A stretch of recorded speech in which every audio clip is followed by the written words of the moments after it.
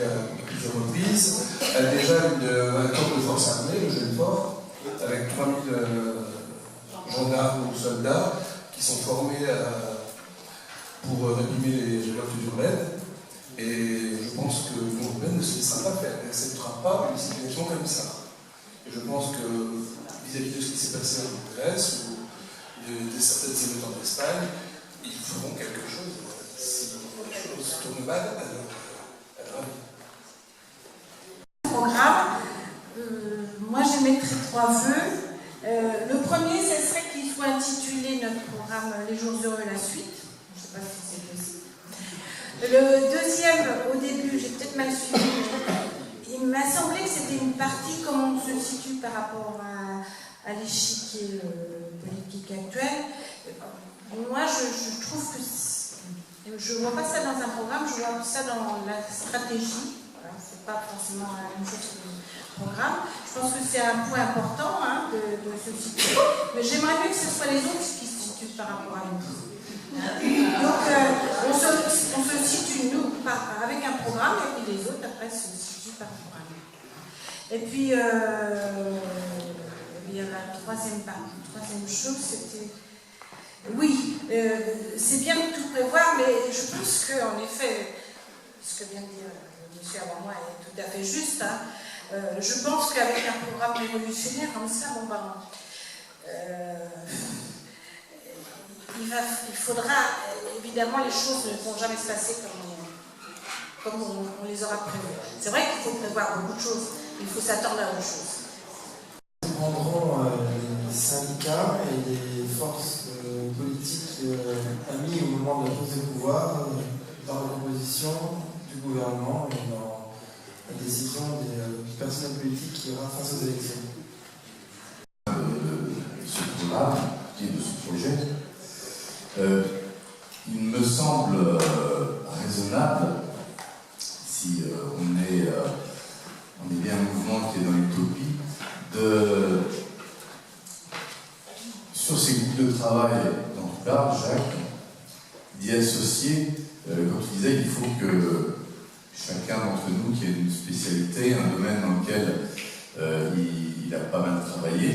Je pense que avec toutes les bonnes volontés et les spécialités que chacun peut avoir ici, il faut absolument qu'on s'ouvre avec d'autres personnes qui ne sont pas au MPEP, qui sont dans des groupes de pensée, qui sont peut-être spécialisés justement sur un thème, mais qui n'ont pas forcément cette vision macroéconomique et les préalables qu'il faut pour les mettre en œuvre. Et c'est en s'ouvrant et en travaillant avec eux qu'on pourra, à mon avis, réaliser ce programme.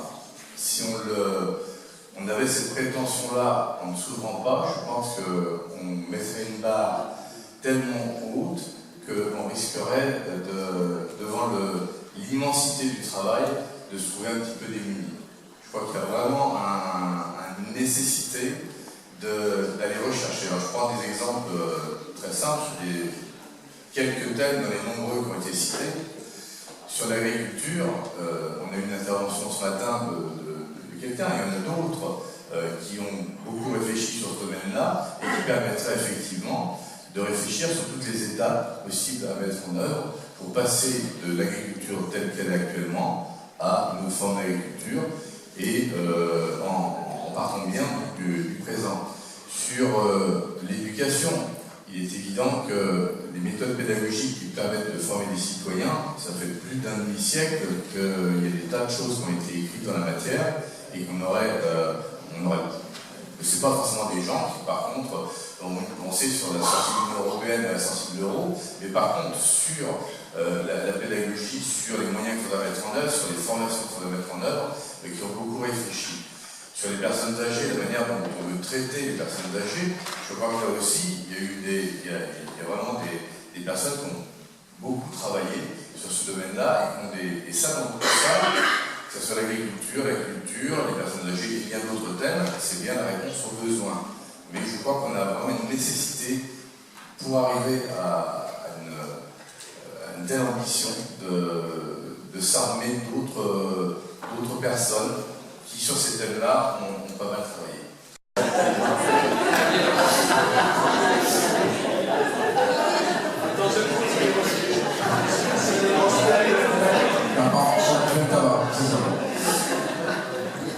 Alors, moi je trouve l'exposé très intéressant, la démarche est enthousiasmante, et effectivement, elle laisse un peu pantoise, parce que voilà, le chantier est important. Hein. Juste une question qui me taraude là sur la manière dont justement l'accès au pouvoir peut se faire, et sur la nécessaire modification, ou le timing dans lequel peut venir la modification d'une constitution via une constituante. Le constat qu'on peut faire de manière transversale dans tous les ateliers, c'est effectivement la dépossession de la souveraineté populaire, mais en même temps, elle ne vient pas que par l'Union européenne. On voit bien comment l'Union européenne fonctionne avec l'appui des gouvernements, donc de nos gouvernants, qui font autre chose que de nous gouverner d'ailleurs. Ils nous dirigent. Ils nous dirigent, et d'autant plus que les parlements sont abîmés dans leur mission de représentation du peuple. 80% des lois qui sont amenées à être adoptées par le Parlement sont des transcriptions de directives européennes.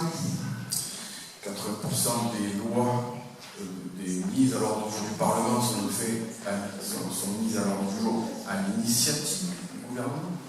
Et donc les parlements sont très peu forts de propositions, eux-mêmes, de loi. Et au Parlement européen, vous savez bien, le Parlement européen n'a pas le droit de proposer des lois à l'ordre du jour, puisqu'elles sont décidées par la Commission européenne et le Conseil. Donc évidemment, l'affaiblissement du Parlement est une manière de faire en sorte que nos gouvernants fassent autre chose que de nous gouverner et nous dirigent. Donc quand on tient le gouvernail dans une direction que le peuple a décidé. Et en fait, la vérité, c'est que le peuple ne décide plus rien de sa direction et que les gouvernants font autre chose que de gouverner. Ils nous dirigent. Et c'est bien le problème, c'est qu'ils ne nous dirigent pas décider sous commande des multinationales et de l'oligarchie économique et financière. Mais je me dis, imaginons demain que, effectivement, pour des raisons diverses et variées, on soit amené à pouvoir faire avancer brutalement, par des événements politiques majeurs, l'accès au pouvoir de personnel politique, de citoyens, qui soient porteurs de ce qu'on propose. Avec la 5e République à court, là, ça ne va pas le faire, hein, parce qu'évidemment, ça va verrouiller de tous les côtés, d'ailleurs, on se dit. Mais donc, je me dis que dans le processus de prise de pouvoir, il faut, à mon avis, prévoir très rapidement, pas à un moment donné, mais je pense dans une grande urgence, la transformation des institutions. Parce que l'ensemble des institutions de la 5e République sont parfaitement rodées à la mise en œuvre des décisions bruxelloises. Et donc il faut transformer ces institutions et évacuer un certain nombre d'espaces du personnel public qui est en place et de la haute administration qui est acquise au New Public Management et tout ce qui va avec. Et donc ça c'est voilà, première interrogation, dans quel timing tout cela doit être pensé, et notamment au niveau des institutions et de la remise à plat d'une constitution française, avec un processus constituant qui ne se fasse pas évidemment avec l'appui de la classe politique. Il faut que les citoyens soient au cœur de voilà, en tout cas que les citoyens soient bien au cœur du processus constituant. Et à mon avis, ce qu'il faut arriver à mettre en place, et bien sûr c'est un élément que je mets au débat, c'est de transformer radicalement le mode d'exercice du pouvoir du peuple par le peuple pour le peuple. Et y compris en supprimant le mode de représentation tel qu'il est, et en tout cas en le faisant évoluer. Si nous considérons que le peuple doit décider de la direction, il faut réfléchir à des modalités par lesquelles, il faut réfléchir aux principes qui lui permettent effectivement de se diriger. Et si nous nous affirmons le principe qu'il doit se diriger et qu'on met en place des dispositions qui effectivement lui permettent de se diriger. Alors ceux qui tiennent le gouvernail peuvent être tirés au sort. C'est pas un problème. C'est pas un problème. Ils tiennent le gouvernail. Et s'ils ne tiennent pas le gouvernail dans le bon sens, ben ils dégagent. Ils ont un problème pour plusieurs gouvernails, c'est pas grave, on change. On en tire au sort un autre.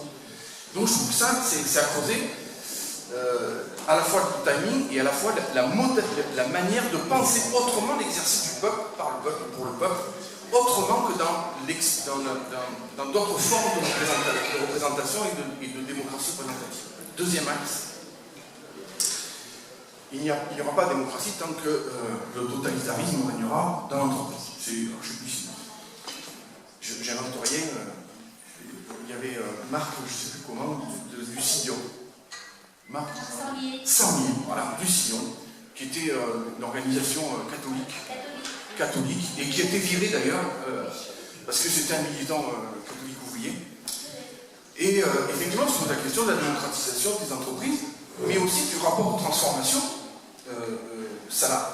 du rapport de transformation salariale, qui est la base sur laquelle s'appuie le rapport d'exploitation capitaliste. Et donc, il faut, à mon avis, qu'il y ait des positions fortes du MPEP, notamment sur le volet de la République sociale, dans la Constitution, pour transformer radicalement les conditions dans lesquelles les travailleurs peuvent maîtriser l'outil de production et le sens de la production, qu'ils aient clairement leur mot à dire sur nous voulons produire ça. Et évidemment, ce n'est pas comment dire, conciliable avec le rapport salarial. Le rapport salarial, le dit est simple. C'est je suis le patron, je m'engage à te payer, mais par contre tu fermes ta gueule sur c'est moi qui décide de la production et comment t'organiser la hiérarchie, etc. Les rapports de subordination d'entreprise. Donc à mon avis, il faut modifier ça.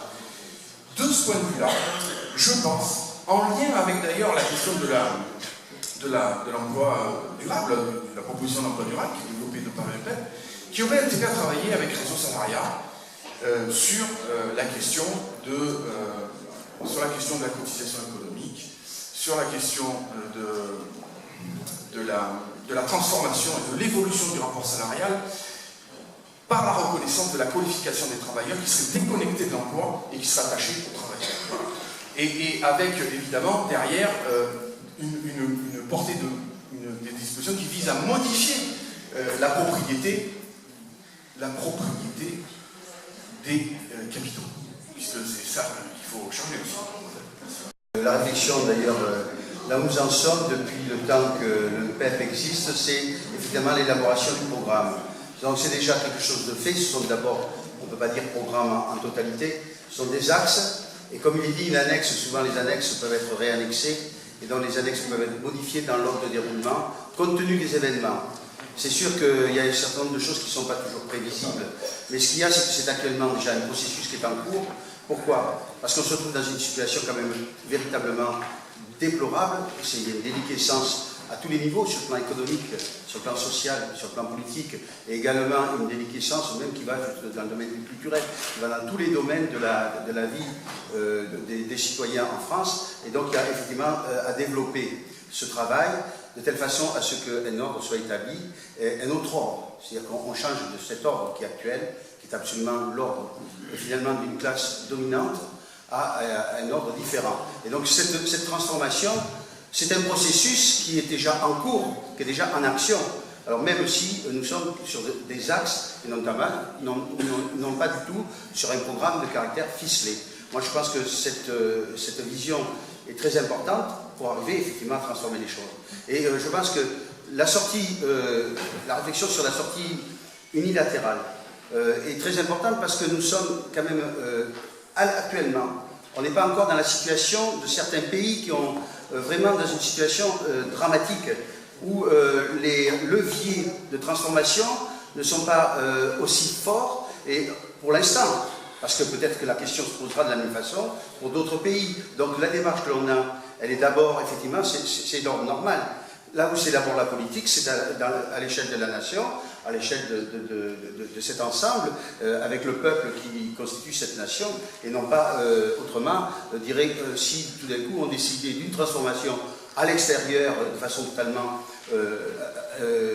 pas localisée, pas territorialisée quelque part. Donc il y a besoin effectivement de travailler d'abord à cette sortie unilatérale, et je pense que la position de la France dans l'ensemble aujourd'hui tel qu'il est une possibilité extraordinaire qui aurait des conséquences sur l'ensemble. Ça ne veut pas dire que nous donnerions des exemples ou des modèles particuliers, mais ça veut dire qu'il y aurait un effet d'entraînement important. Et donc je pense que c'est une réflexion très à mener de cette façon-là. Donc cet ordre est important. Ensuite, pour que les transformations se fassent, il est bien évident que des conjonctions sont nécessaires, d'un rassemblement de forces, qu'il est nécessaire effectivement qu'il y ait une prise effective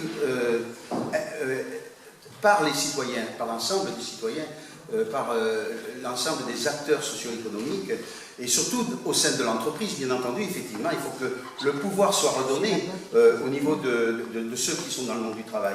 Donc il y a cet élément-là, tous ces éléments-là qui sont à mettre en œuvre, et je pense qu'il y a des accélérations. On est toujours surpris. Aujourd'hui, on a des situations un petit peu difficiles, mais les accélérations se font dans l'histoire. Et effectivement, si jamais, et je pense que c'est pas jamais, parce que le mot jamais n'est pas un mot français, tout à fait. Non, il y a quelque chose qui ne colle pas. Le mot jamais n'existe pas. Si donc les choses se font, si jamais ça se produit, dans le sens contraire du jamais, à ce moment-là, ça veut dire qu'il y a un certain nombre de règles à mettre en place relativement rapidement. Parce que sinon, des forces réactionnaires, des forces qui veulent reprendre la politique des transnationales voilà, qui sont intéressées à la mondialisation d'une façon néfaste pour l'ensemble de nos citoyens, à ce moment-là, effectivement, les forces sont en jeu. Donc, il faut, à ce moment-là, il faut l'accélération des processus. C'est pour ça qu'il importe de batailler à l'intérieur du système tel qu'il est aujourd'hui pour le transformer, pour le dépasser, pour l'abolir. En même temps, le dépasser et l'abolir. C'est rapide, c'est juste, je ne sais pas si ça a été discuté dans le programme, mais c'est le niveau de détail du texte final qui doit ressortir le soir, parce que c'est important de savoir si on s'arrête à des lignes directrices. Moi, je le vois plutôt comme le fait d'avoir une présentation de l'ensemble des positions du MPEP, de combler des trous, parce qu'effectivement, il y a des points sur lesquels on n'a pas de position et du coup, on est démunis. Donc, de vérifier la cohérence et surtout de le présenter dans un ensemble unique qui constituerait quelque part le minimum pour la base commune pour adhérer au MPEP.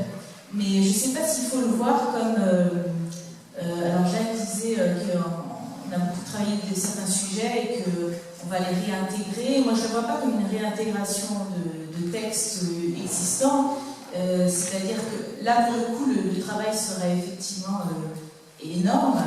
Mais il me semble que la question de la quantité de travail et la question que posait Bernard de travailler avec d'autres qui ont des idées sur tel ou tel sujet, pour moi, ne devrait pas se poser si on s'arrête à un programme qui serait visible par n'importe qui et qui n'aborderait pas donc des questions trop techniques, à mon sens, parce que là, effectivement, on risquerait de dire des bêtises sur des sujets qu'on ne maîtrise pas forcément, ou alors il faudrait les travailler effectivement dans un autre cadre. On risquerait aussi de prendre position à la place du peuple, c'est aussi le risque en allant trop loin. Mais donc, je ne sais pas si vous pouvez répondre à cette question de... Puisque finalement, une organisation politique, son premier boulot, c'est de faire ce boulot-là, et qu'il y en a beaucoup qui renâclent parce que c'est très compliqué.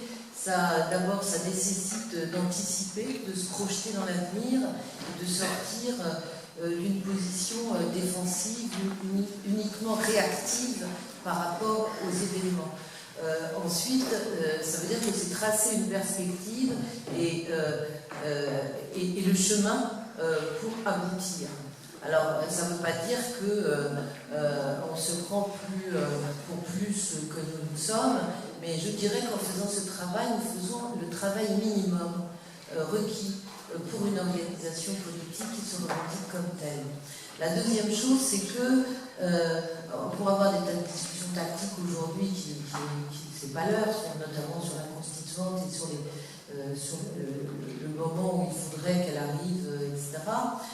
Moi, je crois qu'il y a une dimension qui doit apparaître, c'est qu'est-ce que c'est que la représentation nationale, effectivement, c'est-à-dire quelle est la composition que nous souhaiterions du prochain Parlement. Quand je parle de composition, je ne dis pas que ça devrait être machin, bidule et gna. C'est la représentation sociale, sociologique du Parlement qui me paraît importante. Aujourd'hui, il y a au Parlement moins de 0,1% de sénateurs ou de députés qui ont été ouvriers ou employés. Ce qui est une forte régression depuis ces dernières décennies. Il n'y a jamais eu beaucoup d'ouvriers ou de personnes issues, en tout cas de la classe ouvrière ou employée, mais c'est un pourcentage qui tend à diminuer. Nous devons indiquer quelque part dans le projet, dans le programme, je ne sais pas où, que ce que nous souhaitons, c'est que les équipes que nous présenterions, les candidats que nous présenterions pour les élections législatives devraient être composés de personnes issues le plus possible des catégories populaires, employés, ouvriers, etc. Et ça, c'est un changement important. Pourquoi? Parce que ça nous permettra de ne plus parler de la classe politique. La classe politique est une fabrication de la bourgeoisie. Et c'est une acceptation par l'ensemble des mouvements politiques de dire qu'il y a une classe politique. Non, si nous sommes dans une démocratie et une république, il n'y a pas de classe politique. Il y a des représentants du peuple, et je pense que c'est tout à fait important à indiquer. Et puis, petit point, j'en profite puisque Viviane a abordé un petit bout la question que... Je pense que le boulot il est à faire d'abord par le MPEP, par ses membres, ses adhérents, et ensuite le travail qui sera fait, évidemment, il est à soumettre à discussion. Et j'ai pas dit à négociation avec d'autres organisations, il est à soumettre à discussion avec le peuple. Et c'est comme ça qu'on avancera.